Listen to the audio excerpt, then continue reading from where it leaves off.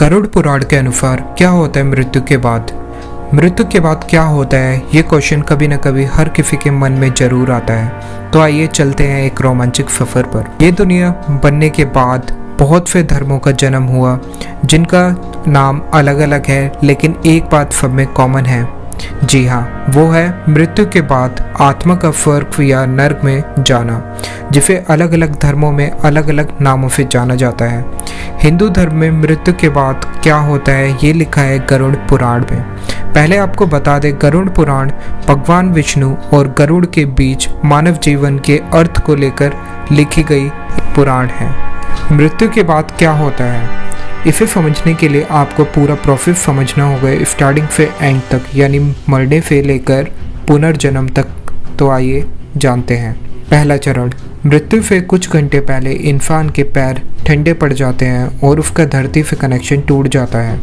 दूसरा चरण, आत्मा शरीर से निकलने के बाद भी इस बात को एक्सेप्ट नहीं कर पाती है कि वो मर चुकी है, तो वो अपने शरीर में दोबारा घुसने की कोशिश करती है, लेकिन वो ऐसा नहीं कर पाती क्योंकि आत्मा और शरीर का आपस में संपर्क टूट चुका होता है।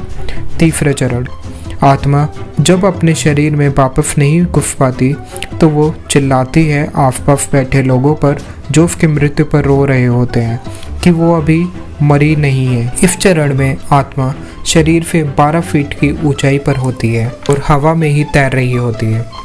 चौथा चरण, ये सब होने के बाद आत्मा का अंतिम संस्कार कर दिया जाता है और अब आत्मा मान चुकी होती है कि वो मर चुकी है। अब इस समय आत्मा काफ़ी हल्का महसूस कर रही होती है क्योंकि वो अब उस शरीर के बंधन से मुक्त हो चुकी होती है जिसे उसने कई वर्षों से धारण कर रखा होता है।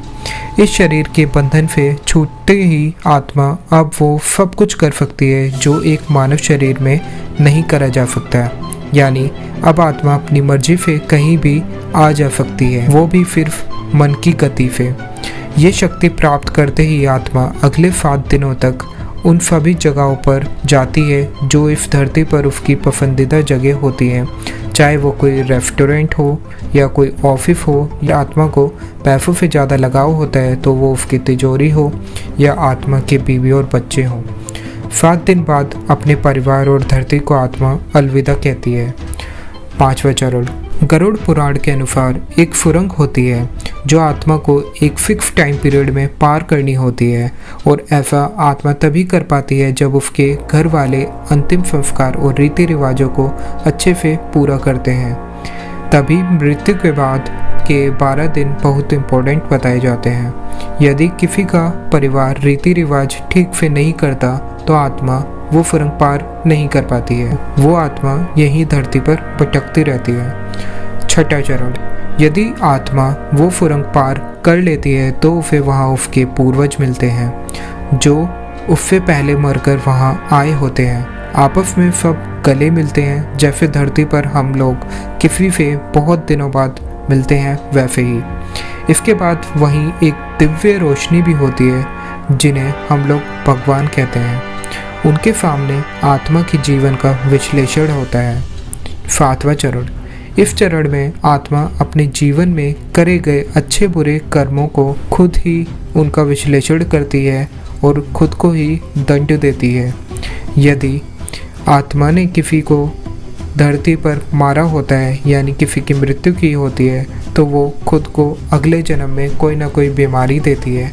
ऐसा करके वो खुद का प्रायश्चित करती है अपने ही कर्मों का।